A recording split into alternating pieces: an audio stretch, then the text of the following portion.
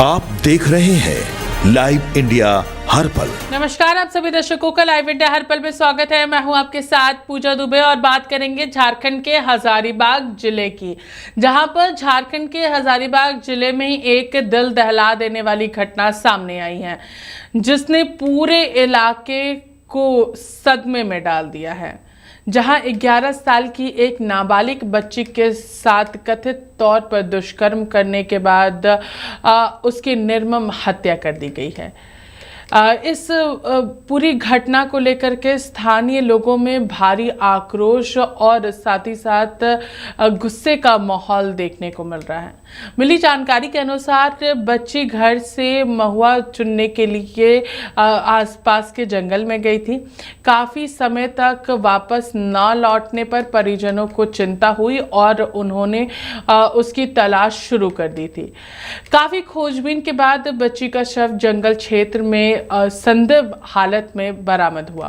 बता दें कि शव की स्थिति देखकर परिजनों ने वहां पर आशंका जताई और साथ ही साथ हल्ला मचाया और तुरंत पुलिस को इस पूरे मामले की सूचना दी है। पुलिस की ओर से जांच जो है वो शुरू कर दी गई है और साथ ही बता दें कि सूचना मिलने के साथ ही पुलिस की टीम जो है वो मौके पर पहुंची और घटनास्थल का पूरा निरीक्षण किया और साथ ही जांच के लिए बच्ची के साथ जो दुष्कर्म के बाद जो हत्या किए गए थे उसके बाद उसकी आशंका जताई जा रही थी। पुलिस ने शव को कब्जे में लेकर के पोस्टमार्टम के लिए भेज दिया था, जिससे मौत की जो पूरी कारण है और साथ ही साथ जो पूरी घटना है वो स्पष्ट रूप से सामने आ सके। और आप बता दें कि नाबालिग लड़की से यौन शोषण और उत्पीड़न का जो पूरा मामला आया था, हत्या के मामले में एसडीपीओ वैद्यनाथ प्रसाद ने बताया है कि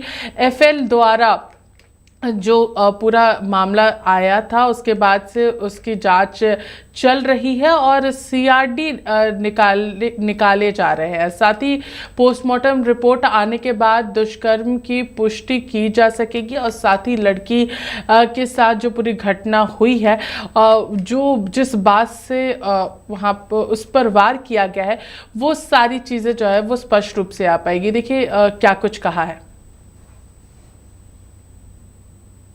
एफएसएल टीम के द्वारा पीओ से जो भी एविडेंस है सर्च सीजर और पैकिंग का काम किया गया है। डॉग स्क्वाड भी आई थी और इस संबंध में जांच चल रही है। तकनीकी पक्ष पर भी काम हो रहा है। अभी कई लोगों के संदिग्धों के सीडीआर वगैरह निकाले जा रहे हैं और कांड का उद्भेदन जल्द ही किया जाएगा। बच्ची के साथ दुष्कर्म हुआ है। अभी स्पष्ट रूप से कहना उचित नहीं हुआ क्योंकि पोस्टमार्टम रिपोर्ट अभी तक अप्राप्त है। उसके बाद ही इस बिंदु पर स्पष्ट रूप से कहा जा सकता है। बच्ची के शव को आप लोगों ने देखा होगा सर, ऐसा जैसे उसमें ये देखिए, आप किसी भी चीज को जब तक प्रॉपर रिपोर्ट नहीं होगा मेडिकल का तो बोलना उचित नहीं होता है। जिम्मेवार पद पर है। प्रथम दृष्टया क्या लगता है? प्रथम दृष्टया तो हत्या निश्चित रूप से, और उसके गुप्तांग में एक बांस का टुकड़ा मिला है, तो उसके साथ क्रूरता की गई है। ये निश्चित रूप से प्रथम दृष्टया लग सकता है। कितने लोग शामिल होने की आशंका जताई जा रही है? एक है या उससे ज्यादा हो सकता है? अभी इस पर बोलना उचित नहीं है।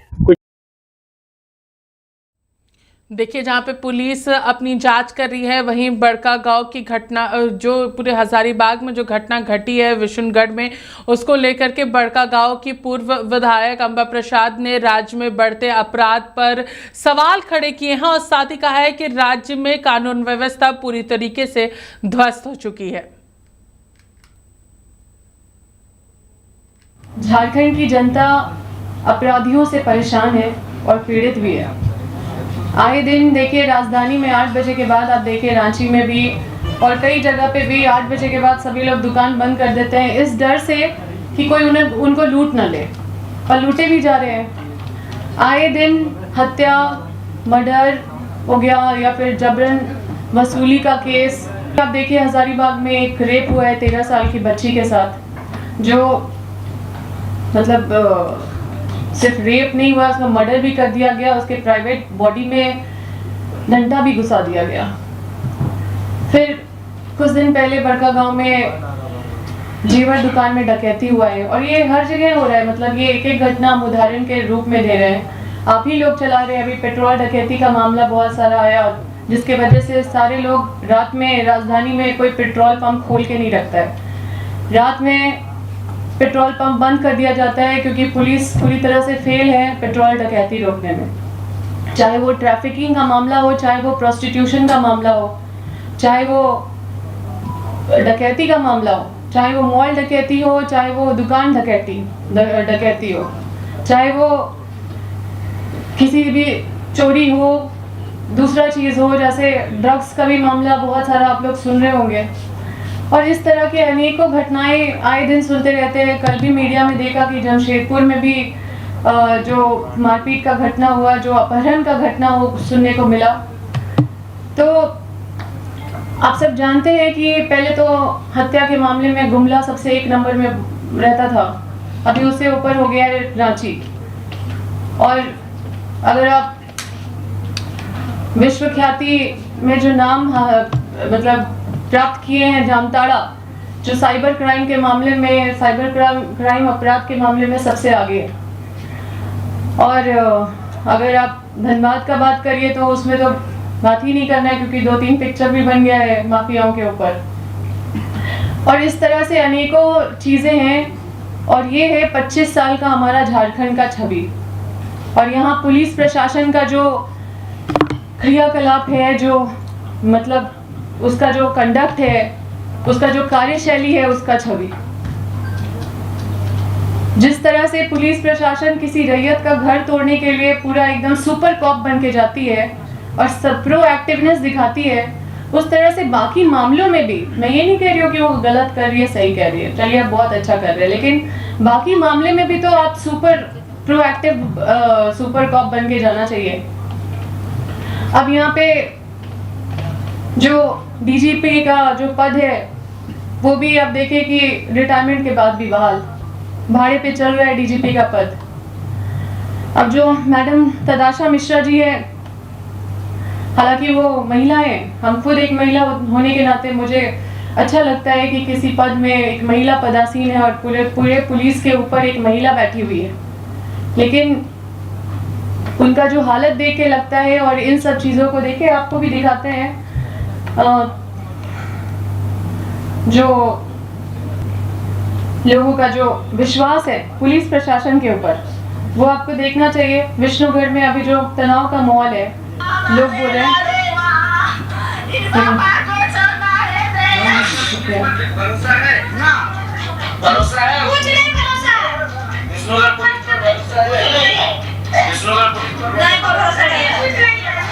मैं आपको बस इतना दिखा रही हूँ कि लोग को भरोसा पुलिस पे अब उठ गया है। लोग पुलिस के पास जाना नहीं चाहते हैं। पहले तो 100 नंबर था ना पुलिस डायल करने के लिए, 100 था ना, 100 बार भी फोन करने पे पुलिस उठाते नहीं थे, ये शिकायत आता था। अभी नंबर बदल के 112 कर दिया गया है। अब 112 बार भी कॉल कीजिएगा तो भी पुलिस नहीं उठाएगा।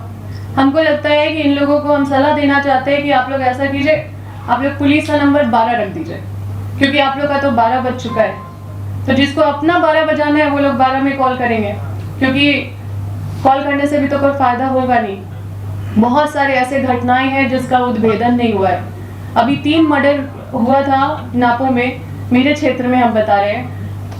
मेन क्रिमिनल लोग को बचाने का कोशिश किया गया। आप जानते हैं कि पुलिस का बोर्ड लगा के अपराधी मतलब अपराधी इतना बड़ा अपराध करके भाग भी जा रहे हैं, और अपराध करके भाग भी जा रहे हैं, और फर्जी पासपोर्ट बना के ये लोग अजरबैजान चले जा रहे हैं, तो क्या बोलते हैं, फ्रांस चले जा रहे हैं, इंग्लैंड चले जा रहे हैं, वहाँ की पुलिस हम लोग को पकड़ के दे रहे हैं। तो ये हालत है।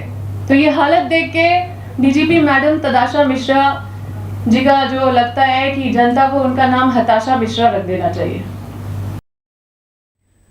तो जहां अंबा प्रसाद ने राज्य में बढ़ते अपराध को लेकर के सवाल खड़े किए हैं, प्रशासन की कार्यशैली और साथ ही साथ सरकार के कामकाज को लेकर के भी सवाल खड़ा किए हैं। तो वहीं अगर हम लोग बात करेंगे तो हजारीबाग के विशुनगढ़ में हुए मामले को लेकर के झारखंड बीजेपी के प्रदेश अध्यक्ष और राज्यसभा सांसद आदित्य साहू ने पीड़ित परिवार से मुलाकात करने की बात कही है। वहीं अगर हम लोग पूर्व नेता प्रतिपक्ष अमर बाउरी की अगर बात करेंगे तो उन्होंने भी इस सरकार की कामकाज और अन्य चीजों को लेकर के काफी सारे सवाल खड़े किए हैं। आपने देखा कि विशुनगढ़ में कुसुम्बा गांव के एक 12 वर्षीय बच्ची के साथ किस प्रकार से दुर्व्यवहार किया गया, उसके साथ दुष्कर्म की घटना घटी, उसकी हत्या कर दी गई। इस प्रकार की अनेकों घटनाएं लगातार इस राज्य में हो रही है। दिन दहाड़े डाके डाले जा रहे हैं, दिन दहाड़े हत्या हो रही है, लूट मची हुई है, दिन दहाड़े राजधानी जैसी जगहों पे बंदूक के नोक पे डाले जा रहे हैं अपराधियों के द्वारा। लेकिन प्रशासन के लोग मौन बने हुए हैं। अगर प्रशासन के लोग मुस्तैदी से यदि काम किए होते तो मैं समझता हूँ कि इतने तेजी के साथ इतने कम दिनों में झारखंड में काला जंगल राज को हम नहीं बढ़ते। आज अपराधी भय मुक्त होकर के किसी भी घटना को अंजाम देने के लिए, चाहे फिरौती मांगने के लिए दुस्साहस कर रहे हैं। किसी से कोई डर नहीं है। मैं खुद शनिवार को जो विशुनगढ़ का जो कुसुम्बा गांव है, जहां एक नन्ही सी बच्ची के साथ जो दुष्कर्म घटना घटी है, उसकी हत्या की गई है, मैं उसके परिवार के लोगों से मिलने जा रहा हूं और उस घटना की जांच का मांग में न्यायिक प्रक्रिया से कराने का काम सरकार से करूंगा।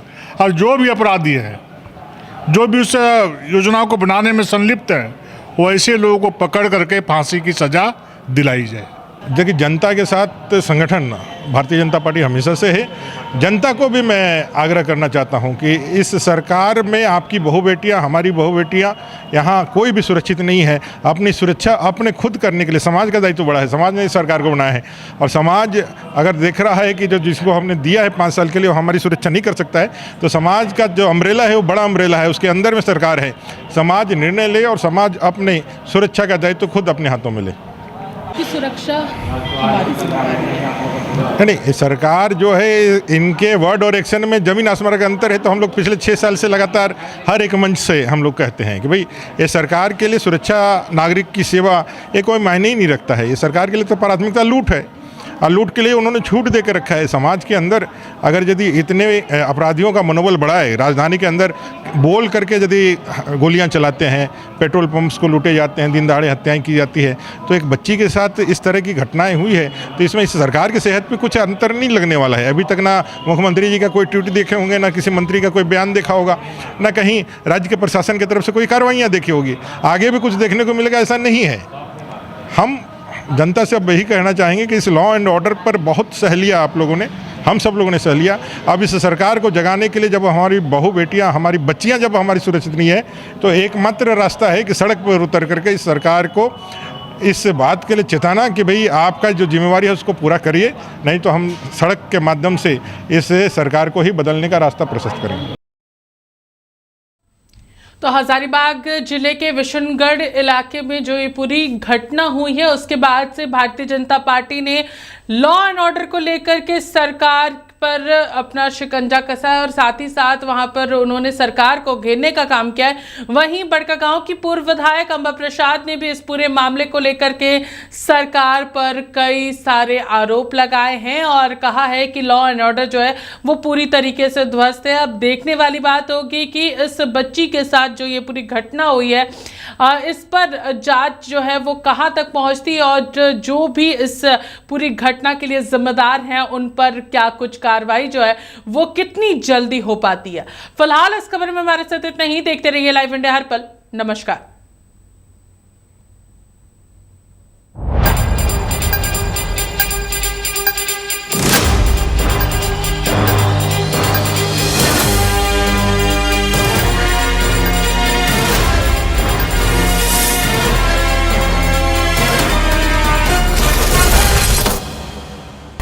आप देख रहे हैं लाइव इंडिया हर पल।